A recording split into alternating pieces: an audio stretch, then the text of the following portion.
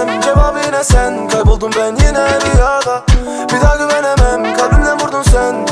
Sana eyvallah.